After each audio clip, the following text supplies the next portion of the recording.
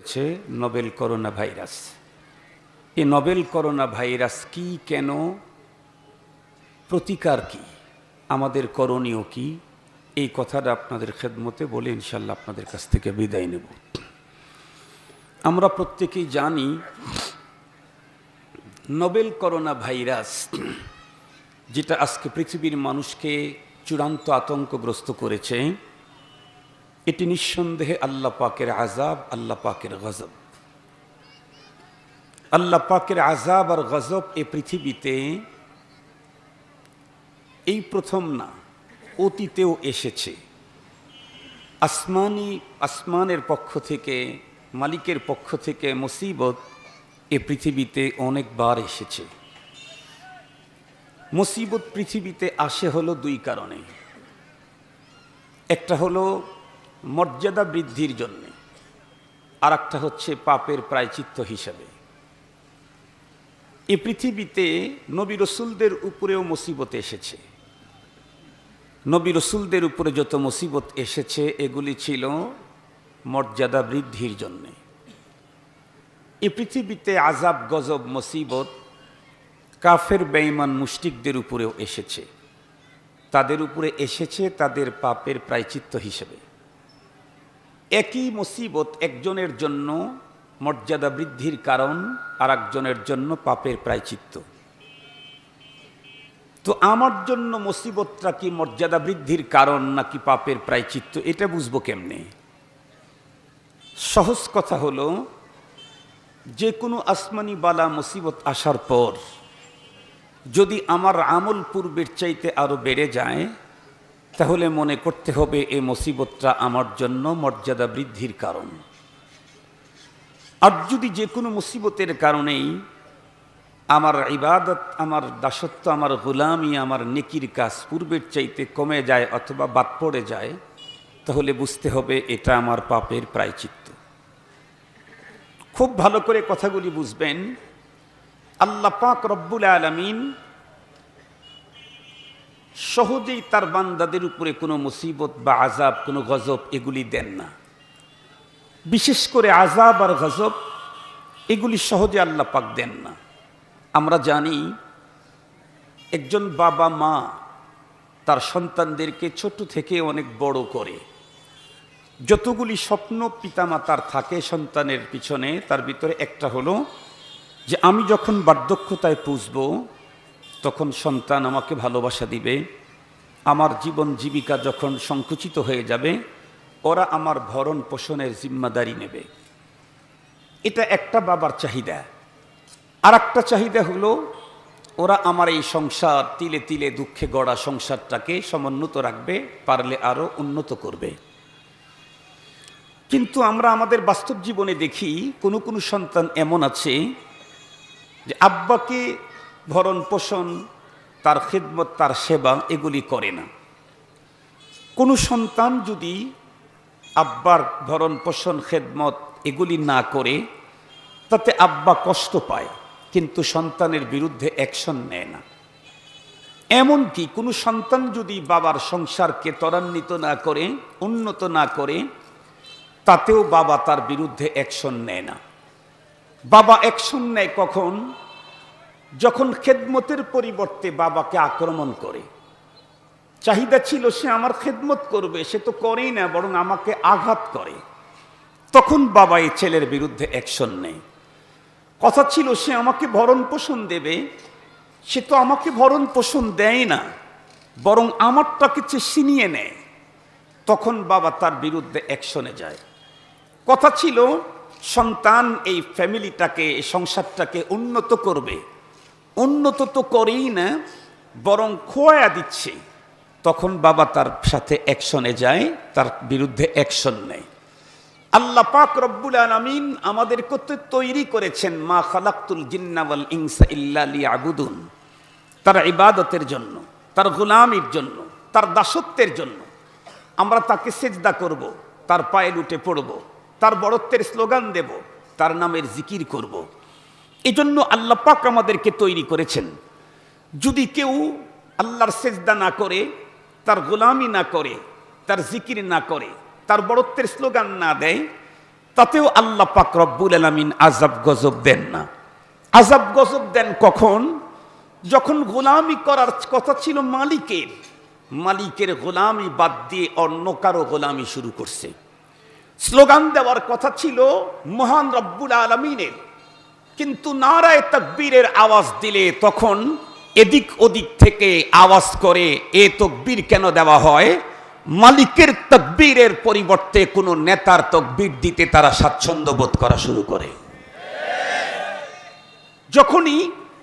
যখনই রব্বে করিমকে বাদ দিয়ে অন্য কাউকে সিজদা করে, বিধান দিয়েছেন মালিক, তার বিধানকে পিছনে ফেলে রেখে অন্য কারো আইনকে যখন মানতে থাকে, যখন তার দিন দুনিয়া থেকে বিদায় করার ষড়যন্ত্র করে, যখন রব্বে করিমকে নিয়ে কটূক্তি করতে থাকে, তখন রব্বুল আলামিন অ্যাকশনে যান। এর আগ পর্যন্ত অ্যাকশনে যান না। খুব ভালো করে বুঝবেন, খুব ভালো করে বুঝবেন, মালিকের অ্যাকশন বড় সিরিয়াস, মালিকের অ্যাকশন বড় সিরিয়াস। আপনাদেরকে বুঝাবার জন্য একটা মিসাল দিলে বুঝবেন। আমাদের দেশে পানি থেকে মাছ শিকার করার মতো অনেক প্রাণী আছে। তার ভিতরে সুপ্রসিদ্ধ প্রাণী হলো দুইটা, একটা হলো মাছরাঙ্গা আর একটা চিল। আপনারা চিনেন নাকি? মাছরাঙ্গা আর চিল, এই দুইটা পানি থেকে মাছ শিকার করে। কিন্তু বলুন, দুইটার মাছ শিকার করার পদ্ধতি কি একই রকমের? না, বরং অনেক দিক থেকে একদম বিপরীত। মাছরাঙ্গা পানির উপরে এভাবে তার পাখা ডাকে, হরকতিয়া তাহাররাক, একদম বারবার এরকম করতে থাকে। চিল কিন্তু তার পাখা একদম সোজা করে, একদম কোনো রকমের নড়াচড়া ছাড়া স্থির রেখে দেয়, শুধু এরকম করে মাথাটা ঘুরাইতে থাকে। এরপরে মাছরাঙ্গা খুব ঘন ঘন আক্রমণ করে, কিন্তু যতবার আক্রমণ করে ততবার সফল হয় না। আক্রমণ যে করে, ও ঠোঁট দিয়ে আক্রমণ করে। তো আমরা নিজেরা দেখেছি, যতবার আক্রমণ করে ততবার পায় না। ও আস্তে আস্তে মাছ আত্মগোপন করে ফেলে, যে পায় না, ঘুরে যায়। কখনো কখনো আবার পাইলেও ঠোঁট থেকে মাছটা আবার ছিটকে পড়ে যায়, কখনো কখনো ওর নসিবে হয়। কিন্তু চিল কিন্তু যত্রতত্র যখন তখন এত ঘন ঘন আক্রমণ করে না। চিল শুধু দুইটা পাখাকে একদম সোজা করে দিয়ে মাথাটাই শুধু ওই যে সিসি ক্যামেরার মতো ঘুরাইতে থাকে। আপনারা দেখছেন কি না? সিসি ক্যামেরার মতো ঘুরাইতে থাকে। তো যেহেতু নড়াচড়া নাই, আওয়াজ নাই, এই জন্যে পানির মাছ মনে করে উপরে যেটা আছে এটা কোনো ঝামেলা না, কারণ তো কোনো আওয়াজ নাই, নড়াচড়া নাই।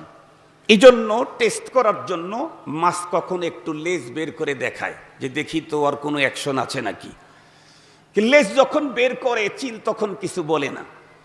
মাছ কিছুক্ষণ পরে আবার একটু পিঠ দেখায়, দাঁড়ার কাঁটাগুলা বের করে দেখায়, মাছ টেস্ট করতেছে ওর কোনো অ্যাকশন আছে নাকি। চিল তখনও কিছু বলে না। মাছ তখন চিন্তা করলো, লেজ দেখাইলাম, পিঠ দেখাইলাম, তাও কিছু বললো না, তো আর একবার একটু দেখি কিছু বলে নাকি। এখন মুখটা, চেহারাটা বের করে দেখায়, মুখটা বের করে ক্রিটিসাইজ করে আর কি।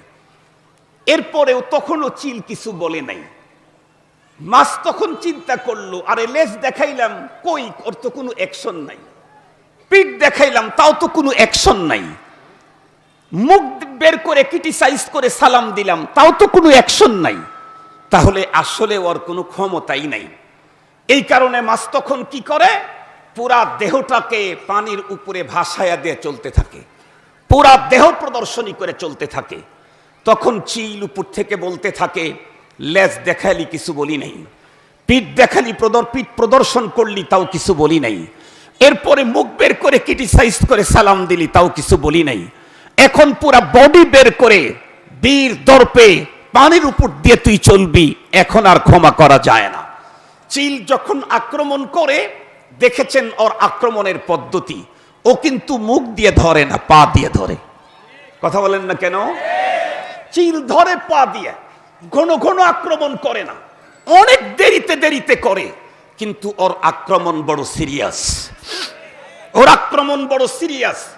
ওর পা, এটা যত বড় ওজনই কোনো মাছের পিঠের উপরই পড়ুক না কেন, ওর পা যদি টাচ করতে পারে, তাহলে মাছকে সে যদি উপরে উঠাইতে সক্ষম নাও হয়, যেই যতটুকুন এরিয়া তার পা আক্রমণ করেছে অতটুকুন ছিঁড়ে নিয়ে আসবে, কিন্তু সে ছাড়া জানে না। এ হলো চিলের আক্রমণ। আর এই চিল সহ কুল কায়নাতকে যিনি সৃষ্টি করেছেন সে মহান মালিকের আক্রমণ আরো সিরিয়াস। ইন্না বাতশা রাব্বিকা লাশাদীদ, ইন্না বাতশা রাব্বিকা লাশাদীদ।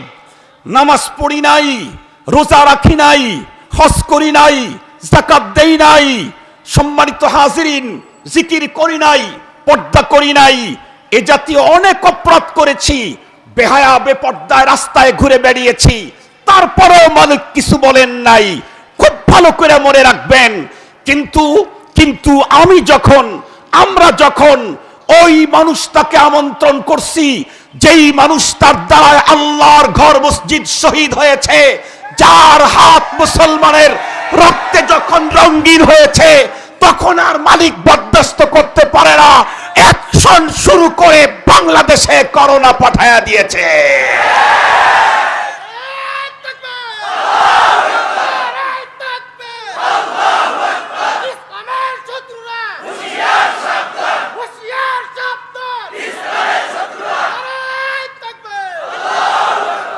সম্মানিত হাজিরিন, করোনা এটা খোদাই গজব। মনে রাখতে হবে, খোদাই গজবের মোকাবেলা যারা করতে যায় তারা জীবনেও কোনোদিন টিকতে পারে না।